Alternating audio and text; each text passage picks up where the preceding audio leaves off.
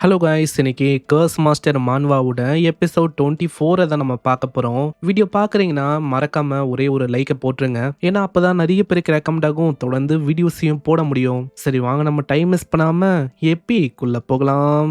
எபிக்கோட ஆரம்பத்துல நம்ம ஹீரோ ஒரு அசஸ்மெண்ட் எக்ஸாமினேஷனை பத்தி ஆளு சொல்லியிருப்பான். அங்க 1 வீக் கடந்து போகுது அசஸ்மெண்ட் எக்ஸாமினேஷன், அதுவும் இப்ப ஆரம்பிக்க போகுது. இந்த அசஸ்மெண்ட்டை பொறுத்த வரைக்கும் கிரையிங் சோல் ரிலியம் அப்படின்னு ஒரு ரிலியத்துக்கு ஆளுங்க போனோம். இதுக்கப்புறம் டாஷியா அகாடமியோட டீனோ அங்க வராரு. அவரும் வந்துட்டு, என்ன மக்களே எல்லாருமே இங்க வந்துட்டீங்க போலயே.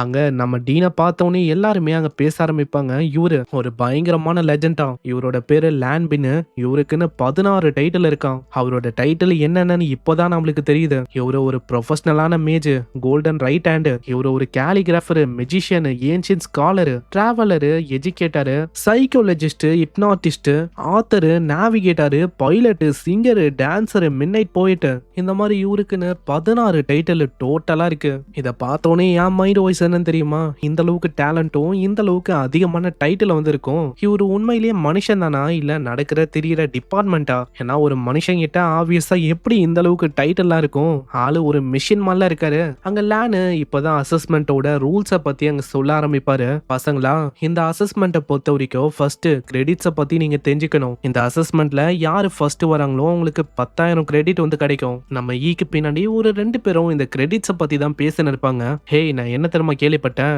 இந்த கிரெடிட்ஸை வச்சு இந்த அகாடமில நம்மளால என்ன வேணாலும் வாங்க முடியுமா?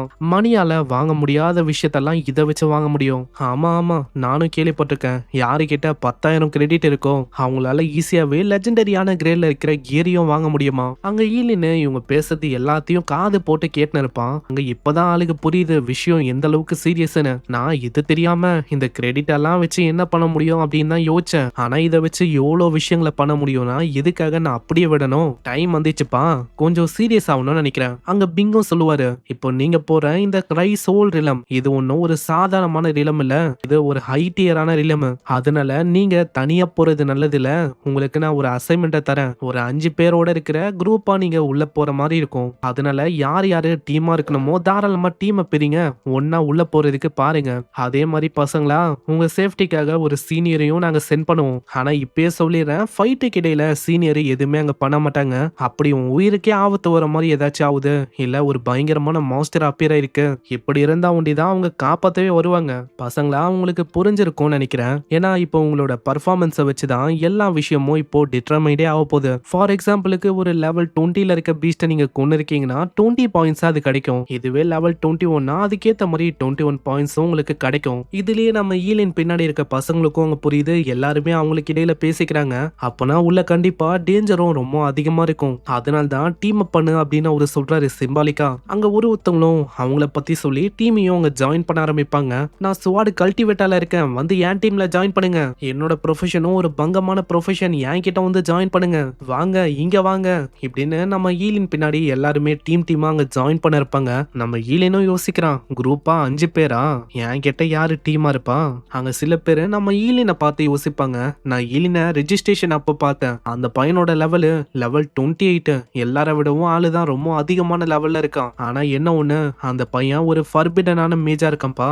என்னதான் லெவல் அதிகமா இருந்தோ என்ன பிரயோஜனம்? ஒரு ஃபர்பிடனான மேஜா இருக்கும் போது கை காலு இதெல்லாம் சாக்ரிஃபைஸ் பண்ற மாதிரி ஆயிடும். அதுவும் எதுக்கு? ஜஸ்ட் இந்த அசஸ்மெண்ட்டுக்காக. இவனை மாதிரி பர்சனை நம்ம டீம்ல ஏத்துக்கிறது நல்ல விஷயமா இருக்காது.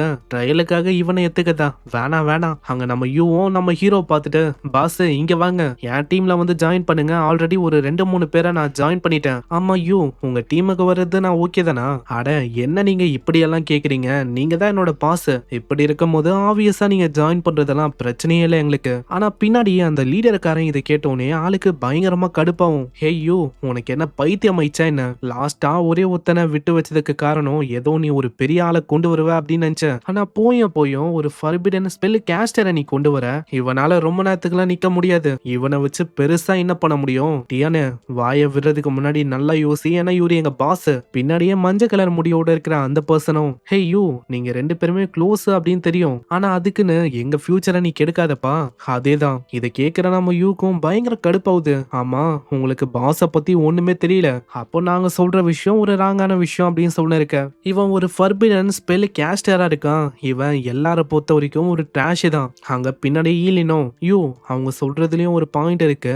அதனால வேற ஏதாச்சும் ஒரு டீமுக்கு போய் நான் ஜாயின் பண்ணிக்கிறேன். அங்க யூகி இதை கேட்கும்போது கொஞ்சம் கஷ்டமா இருக்கும். போற வழியில நம்ம ஈலின்னு டியானோட முடி எடுக்கிறான். இப்போ என்கிட்ட ஒரு முடி இருக்கு. இப்போ இந்த முடியை வச்சு டெத் சாக்ரிஃபைஸ் அதை டெஸ்ட் பண்ண வேண்டியதா இப்படின்னு ஏதோ ஒரு கர்ஸால ஆக்டிவேட் பண்ணி விடுறான். இதனால இவங்க 2 பேருக்கு இடையில ஏதோ ஒரு விஷயமோ லிங்க் ஆகுது. அங்க சிஸ்டம்ல கரண்டான டேமேஜோட எண்ணிக்கும் 10% அப்படின்னு காட்டும். இந்த சைடு நம்ம டியான் கிட்ட யூவும் பயங்கரமா கத்துறான். டியானு, நீ பண்ண விஷயம் சரியே இல்ல. இப்ப பாஸ நீங்க டீம்ல எத்துக்கலனா என்னாலயும் இந்த டீம்ல இருக்க முடியாது. ஆமாண்டா, உன்னெல்லாம் சேர்த்ததே ஏதோ உன்னோட லெவல் ஹையரா இருக்கு அப்படின்னு சொல்லிதான். உனக்கெல்லாம் எங்க கூட டீம் அப் பண்ண தகுதி இருக்கு அப்படின்னு யோசிக்கிறியா? போ, உன்னெல்லாம் எவனும் கூப்பிடல, மரியாதையா ஓடிப்போம். அங்க இதனால ஆளும் கடுப்பாயி பயங்கரமா கத்த ஆரம்பிக்கிறான். ஈதாங்க தடுக்கிறான். வெயிட் பண்ணு, பொறுமையா இரு, ஏன்னா விஷயமே இப்பதான் ஆரம்பிச்சிருக்கு, அதனால பொறுமையா நீ பாரு. ஆனா பாஸ், நம்மளுக்கு டீம் மெம்பர் யாருமே கிடைக்கலன்னா அதுக்கப்புறம் என்ன ஆகும்? அதை பத்தி எல்லாம் அந்த அளவுக்கு நீ கவலைப்பட வேணாம். இவங்களை விட்டா என்ன டீம் ஆளுங்கன்னு சொல்லிக்கிற மாதிரி யாருமே இல்லையா என்ன? கண்டிப்பா யாராச்சும் ஒருத்தங்க இருப்பாங்க, அவங்க கூட நம்ம ஜாயின் பண்ணிக்கலாம். இந்த சைடு டியானோ அங்க மீதி இருக்க 2 பேர்கிட்ட சொல்லுவான், சீக்கிரம் ஒரு டீமுக்கு டோட்டலா 5 பேர் வந்து வேணும், இன்னமும் ஒரு 2 பேர் வேணும், அதனால போயிட்டு தேட ஆரம்பிங்க. ஆனா திடீர்னு டியானோட வயித்துல ஒரு மாறி பண்ண ஆரம்பிக்கும். டியானு வயிற பூச்சிக்கின்னு ஆணு கத்துவான். அங்க மத்தவங்களுக்கு புரியல. அம்மா டியானு, நீ வந்து ஓகே தானே? என்ன ஆச்சு உனக்கு? எனக்கு தெரியல, ஆனா எனக்கு ஓகே தான் நினைக்கிறேன். இதுக்கு ரீசன் வேற யாரு? நம்ம ஈதான். இதுக்கப்புறம் கொஞ்ச நேரம் போது நம்ம யூவும் எப்படியோ அங்க டீம்மேட்ஸை கண்டுபிடிச்சிட்டான். பாஸ், நீங்க கேட்ட மாதிரி டீம்மேட்ஸ் எல்லாருமே இப்போ ரெடியா இருக்காங்க. ஃபர்ஸ்ட் எத்தோனே கண்ணாடியோட ஒரு பொண்ணும் வரா. இந்த பொண்ணோட பேரு லின் வெனியோ. இவளோட ப்ரொஃபஷன் மிராக்கிள் வாக்கர். ரெண்டாவதா ஒரு பையன் இருக்கான். இந்த பையனோட பேரு சூயோ, ஆளு ஒரு ஆர்மட் நைட்டு. மூணாவதா ஒரு பொண்ணு இருக்கா. இவளோட ப்ரொஃபஷன் பிளேக் வாலாக்கு. சிம்பிளா சொன்னா இந்த பாய்சன் பண்றதுக்கான அந்த மாதிரி ப்ரொஃபஷன். இந்த பொண்ணோட பேரு டுவான் லிங்கு. என்னால வெறுமா எக்ஸாக்டா பாக்குற பார்வையிலேயே சொல்ல முடியும், இவங்க 3 பேரும் அந்த அளவுக்கு ஒன்னும் ஸ்ட்ராங் இல்ல. வெல், அது ஒன்னும் எனக்கு மேட்டர் இல்ல. ஏன்னா நம்ம ஹீரோ பொறுத்த வரைக்கும் ஒரு டீம் வந்திருக்கணும், அப்பதானே அதுக்குள்ள போக முடியும். இதனால ஒரு டீமா இந்த 5 பேருமே உள்ள போக ஆரம்பிக்கிறாங்க. முன்னாடிதான் அந்த கிரையிங் சோல் ரிலேம் அந்த கேட்டும் இருக்கு. முன்னாடி ஒரு சீனியர் லேடியும் இருக்காங்க. பார்த்தா வேற யாரும் இல்ல, இதுக்கு முன்னாடி பார்த்தா அதே சீனியர் ஹான், அவங்க தான். அவங்களும் நம்ம ஹீரோ பார்த்து ரொம்ப ஆச்சரியமாகறாங்க. பரவாயில்லையோ, கிட்டத்தட்ட 1 மாசமா நீ ஷென்னு கூட இருந்திருக்க, ஆனா அப்படி இருந்தோம் உனக்கு ஒரு ஸ்கிராட்ச் கூட இருப்பலையா? எப்படி இந்த மாதிரி விஷயத்த நீ பண்ண? அது அது வந்து ஜஸ்ட் ஒரு லக்கு அப்படின்னு சொல்லலாம். அப்படியா, சரி சரி. இதுக்கப்புறம் அந்த சீனியரும் எல்லாருக்கிட்டையுமே இன்ட்ரடியூஸ் ஆகுறா. என்னோட பேரு ஹானு, நான் லெவல் 36ல இருக்கேன், வுட் மேஜ்னா. அதே மாதிரி பசங்களா ஒரு விஷயத்த ரொம்ப நல்லா ஞாபகம் வச்சுக்கோங்க.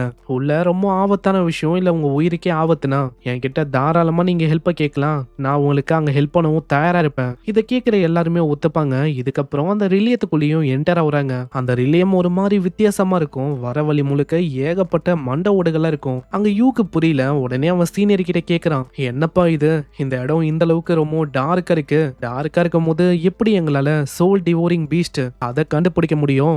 உடனே சீனியரும், யூ, நீ நினைக்கிற மாதிரி நான் ஒன்னும் உன்னோட கைடு இல்ல.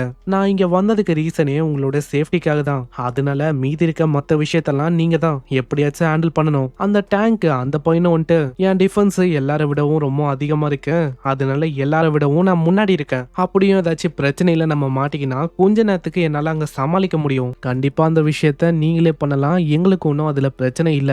இதுக்கப்புறம் நம்ம ஈலினோட கேங்கும் அந்த இடத்துல போக ஆரம்பிக்கும். நீங்க இந்த இடத்துல நல்லா நோட் பண்ணீங்கன்னா லிக்விட் மாதிரி ஏதோ ஒரு விஷயமும் நல்லா ஊத்தும் ஒரு ஃப்ரேம்ல. நம்ம ஈலின் ஸ்டார்டிங்ல அதை பாக்குறான், ஏதோ தண்ணி தான் அப்படின்னு சொல்லி விட்டுறான். இதே மாதிரி அவங்க போறாங்க. போற வழியில யூக்கு அங்க ஒரு டவுட் வரும். ஹே, நீங்க நல்லா பாத்தீங்களா?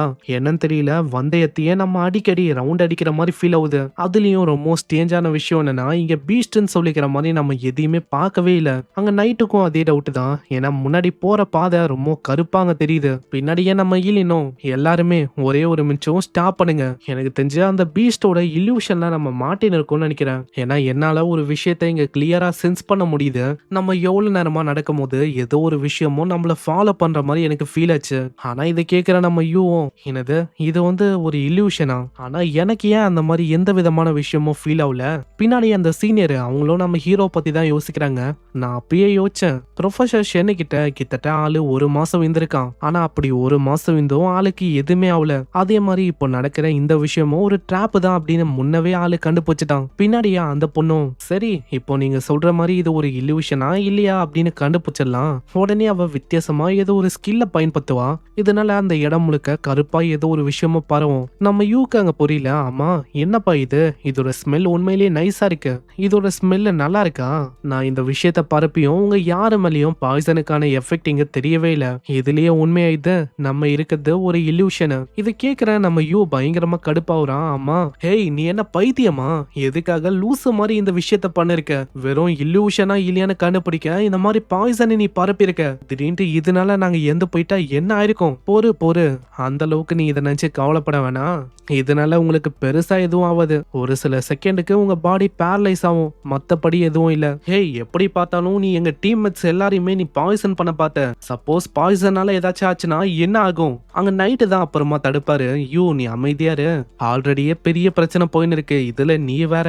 உடனே அந்த லேடியும் நீ சொல்ற மாதிரி மத்தவங்களை கொல்லணும்னா நான் எப்பயும் உங்க 4 பேரை கொண்டு இருப்பேன், அந்த அளவுக்கு டைம்லாம் எனக்கு ஆகாது, அட விடுங்கப்பா எப்பா, ஃபர்ஸ்ட் நம்ம இல்யூஷன்ல மாட்டின்னு இருக்கோம் அதை ஃபோக்கஸ் பண்ணுவீங்களா, இப்படி சண்டை போடுறீங்க. அங்க சீனியர் ஹானுக்கு இதெல்லாம் பார்க்கும்போது ரொம்ப இன்ட்ரெஸ்டிங்கா இருக்கு, பரவாயில்ல பார்க்கலாம் இந்த பசங்களால எப்படி இந்த இல்யூஷனை உடைக்க முடியுதுன்னு. நம்ம ஹீரோவும் முன்னாடி வந்துட்டு சரி கைஸ் இந்த மாதிரி நான் இப்போ லீட் பண்ணலாமா, ஏன்னா என்கிட்ட ஒரு ஐடியா இருக்கு, நான் லீட் பண்ணும்போது ஜஸ்ட் நீங்க எல்லாருமே உங்களோட கண்களை க்ளோஸ் பண்ணிக்கோங்க, என் மேல நம்பிக்கை வைங்க, மீதி விஷயத்த நான் பாத்துக்கிறேன். இதுக்கப்புறம் அதே மாதிரி கண்ணை மூடி எல்லாருமே போக ஆரம்பிக்கிறாங்க. பாஸ் எனக்கு உன் மேல முழுமையா நம்பிக்கை இருக்கு. அங்க பின்னாடி அந்த சீனியர் பொண்ணு யோசிக்கிறான், இதே மாதிரி கண்ணை முடின்னு போனா கண்டிப்பா டெஃபினட்டா ஏதாச்சும் ஒரு பீஸ்ட் ஆம்புஷ் பண்ண வாய்ப்பு இருக்கு, சரி பார்க்கலாம் இப்போ இவங்களால என்ன பண்ண முடியுதுன்னு. முன்னாடி கண்ணே இல்லாத ஒரு ஸ்னேக் மாதிரி ஏதோ ஒரு பீஸ்டும் இருக்கு, இதுதான் அந்த இல்யூஷனுக்கு காரணமா இருக்கு. அதே டைம்ல நம்ம தண்ணி மாதிரி ஒரு விஷயம் பார்த்தோம்ல, அது இதோட ஜொல்லு. பின்னாடி அந்த சீனியர் பொண்ணு யோசிக்கிறா, இப்பதான் சொல்லி வாய முன்ன அதுக்குள்ள அந்த பீஸ்டே வந்துச்சா, இந்த பீஸ்ட் வந்திருக்கிறத வச்சு பார்த்தா இந்த டீம்ல கண்டிப்பா யாரோ ஒருத்தங்க டிராப் அவுட் ஆக போறாங்க. நம்ம ஈலினை தான் ஃபர்ஸ்ட் அதை முடிக்கலான்னு வருது, அங்க ஈலினுக்கு டக்குன்னு அந்த விஷயமும் சென்ஸ் ஆகுது.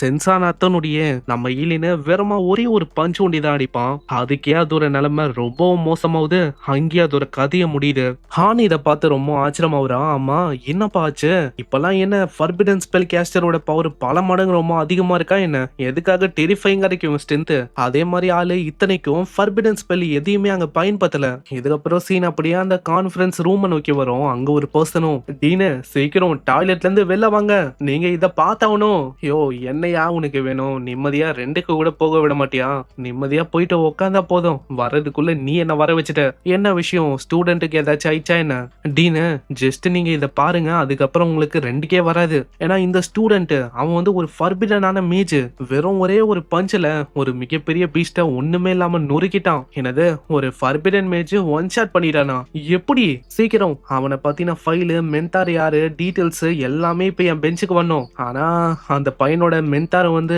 ப்ரொஃபசர் ஷென்னு, என்னது ப்ரொஃபசர் ஷென்னா, எந்த ப்ரொஃபசர் ஷென்னு, அட டீனு நம்ம அகாடமில ஒரே ஒரு ஷென்னு தான் இருக்கான், அந்த பைத்தியக்காரன் அவன் தான். எது அந்த பைத்தியக்கார ப்ரொஃபசர் ஷென்னா, அவரோட மூஞ்சே அப்படியே மாறும், அவரு பயங்கரமா கத்துவாரு, இத்தனைக்கும் அவரு கத்துன கத்துல ஜன்னலோட கிளாஸ் எல்லாமே அப்படி உடைஞ்சு போகுது, அவன் வந்து ஒரு மேடு மேன் ஆச்சு, ஏன்னா ஆளு ரீசெண்டா கூட ஆர்ட் ஆஃப் இன்டகிரேஷன் அப்படின்னு ஏதோ ஒன்னு டெவலப் பண்ணின்னு இருந்தான், அது கேட்டா இன்வென்சிபிலிட்டி தரும் அப்படி இப்படின்னு பைத்திய மாட்டோம்ல வளன்னா, அவனுக்கு இந்த மாதிரி ஸ்டூடெண்டா இப்படின்னு ஒரு ரொம்ப ஆச்சரியமாவாரு.